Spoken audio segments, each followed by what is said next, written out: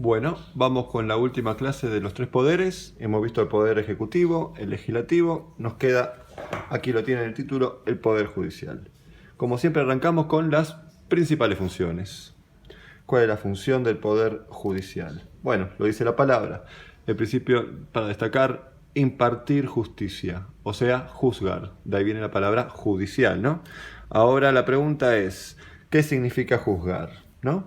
Bueno, podríamos decir que juzgar es interpretar en base a leyes generales casos particulares, o sea, aplicar la ley, que es un concepto general, obviamente, aplicado a casos particulares. En este sentido, piensen, no es lo mismo cruzar, por ejemplo, un semáforo en rojo a 20 km por hora con un camión adelante que no te permitió ver el semáforo, el cambio de semáforo, que cruzarlo a 120 km por hora, violando la velocidad máxima, también en un estado capaz alcohólico o de algún grado estupefaciente. Entonces no es lo mismo, por eso mismo la ley general aplica en este caso a casos particulares. Por otro lado, otra función básica, fundamental, también lo hemos visto, controlar el cumplimiento y el respeto de la Constitución. Este es el órgano que se encarga de bregar porque se defienda y se cumpla con la Constitución, a tal punto que limita, que controla a los otros poderes, al legislativo y al ejecutivo, en sus acciones de gobierno. ¿Por qué? Porque puede frenar cualquier medida política o cualquier proyecto de ley por considerarla anticonstitucional. Este es un ejemplo, pero muy importante, por cierto, entendiendo esta dinámica de cómo unos se van controlando un poder al otro, ¿no? Pasamos a el cómo se compone, la composición del poder judicial. Por sobre encima de todos los órganos internos del judicial está la Corte Suprema de Justicia. ¿Qué es la Corte Suprema de Justicia? Bueno, lo dice la palabra, Corte Suprema, es la máxima autoridad, por eso supremo, ¿no?, de justicia, es la que tiene la palabra última. Tengan en cuenta que cualquier sentencia que dicta la Corte Suprema no tiene forma ya de reclamarse por sobre ella, es el órgano superior. Por debajo de ella están los tribunales inferiores. ¿Quiénes son los tribunales inferiores? Son los tribunales de primera instancia y los tribunales de apelación. Cuando veamos el funcionamiento ahora en un ratito, van a entender la diferencia entre uno y otro.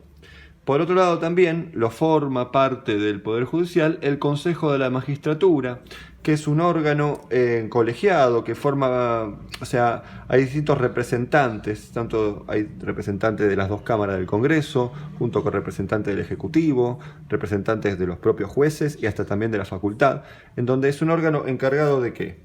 El Consejo de la Magistratura. Es el encargado de administrar el Poder Judicial, referido a la administración económica, también a la cuestión legal, los procedimientos internos del Poder Judicial, y además, también muy importante, participa en la selección de los jueces. También lo vamos a ver ahora cuando veamos cómo se eligen los jueces.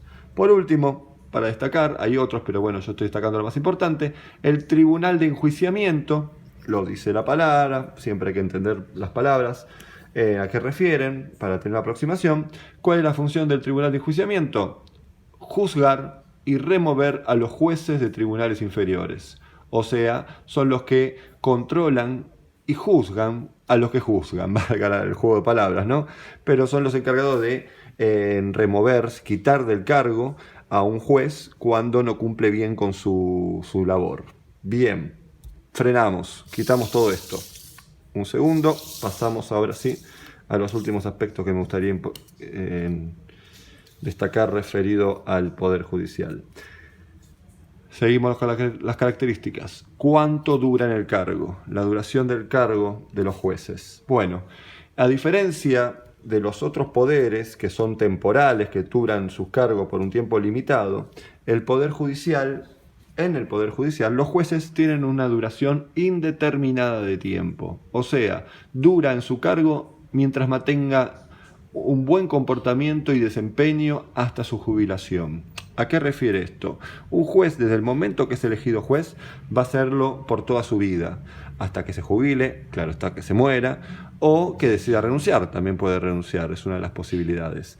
Ahora, si mantiene un buen comportamiento, un buen desempeño, no tiene por qué ser juzgado ni quitado su cargo. Ustedes dirán, ¿y por qué ocurre esto? Bueno, es un mecanismo, una herramienta que brinda la Constitución para asegurar la independencia del Poder Judicial. ¿Por qué?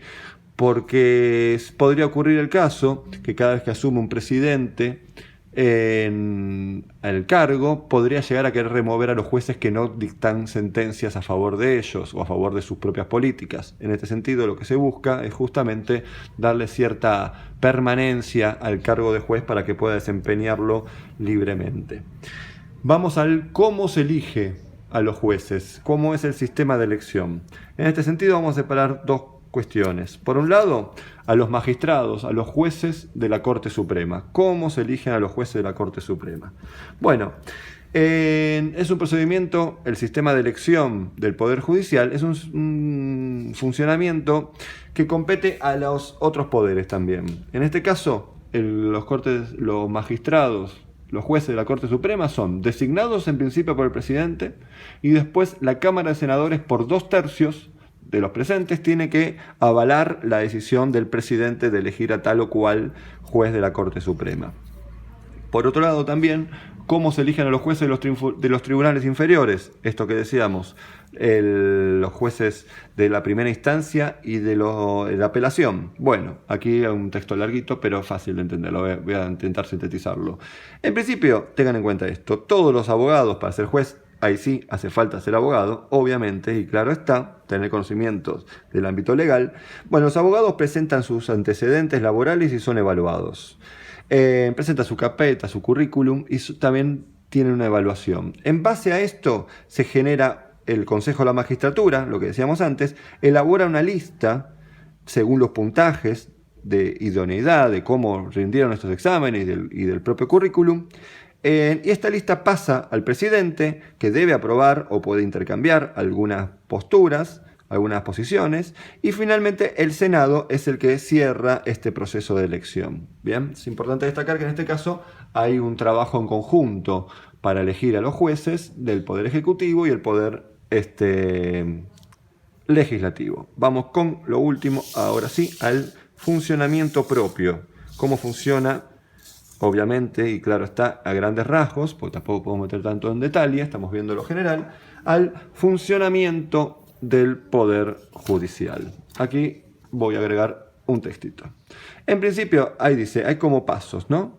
Vamos a suponer, ahora voy al texto, vamos a suponer que se inicia un juicio. Bueno, el primer juicio apela a lo que tiene que ver con el Tribunal de Primera Instancia. Este juez de primera instancia genera una resolución de una controversia judicial a través de una sentencia. Distintas partes se presentan ante un juez, pueden ser individuos, pueden ser provincias, pueden ser también, no sé, una empresa. Se presentan ante un juez por una controversia, por algo no se ponen de acuerdo. El juez dicta sentencia.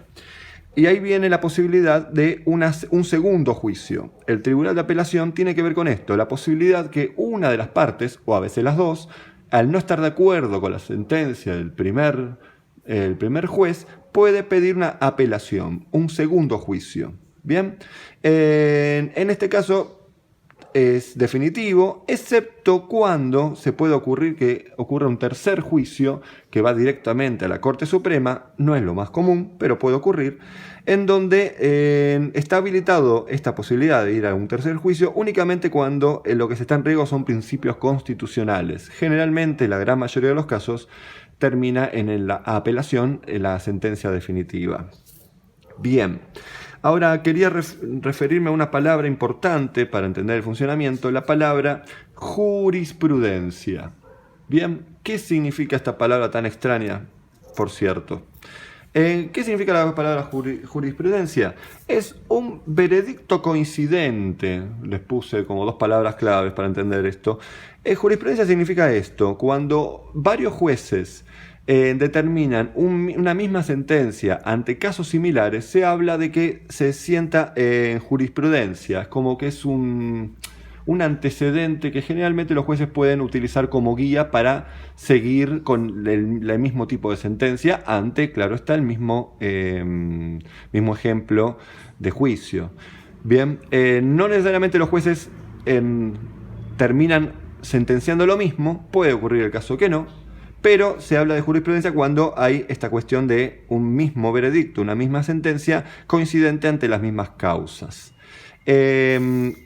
También tengan en cuenta que si dicta jurisprudencia cuando un veredicto viene de la Corte Suprema, en ese caso sí se habla de jurisprudencia también, porque los jueces tienen que obedecer o seguir el lineamiento que viene del Tribunal Máximo, como decíamos, la Corte Suprema. Y por último pasamos a la relación con los otros poderes. ¿De qué forma interactúa el Poder Judicial, por ejemplo, con el Poder Ejecutivo? Bueno, con respecto al Poder Ejecutivo, básicamente nombre 2, el presidente, recuerden lo que hablamos recién, participa en la elección de los jueces, y también el Poder Judicial puede frenar, impulsar, exigirle, ¿no?, o rechazar una medida política al Poder Ejecutivo. Todos recuerden que es el Poder Judicial el gran controlador del cumplimiento de la Constitución. Referido al Poder Legislativo, similar, también participa en la elección de los jueces, este segundo punto que dije, al igual que el Ejecutivo, ya lo nombramos.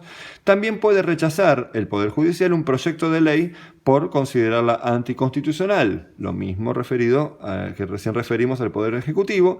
Y por último, que no lo nombré antes, el Congreso puede destituir a un magistrado o a un juez de la Corte Suprema a través del juicio político.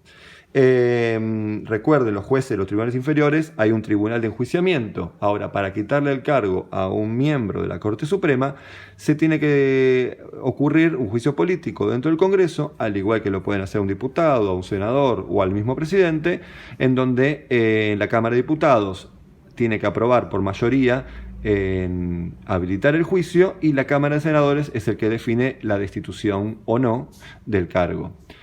Bueno, este ha sido el video del Poder Judicial. Claro está, sintético, general, pero bueno, por lo menos refiere a los temas más importantes que hay que entender del Poder Judicial. Espero que se haya entendido, como siempre. Un saludo, adiós.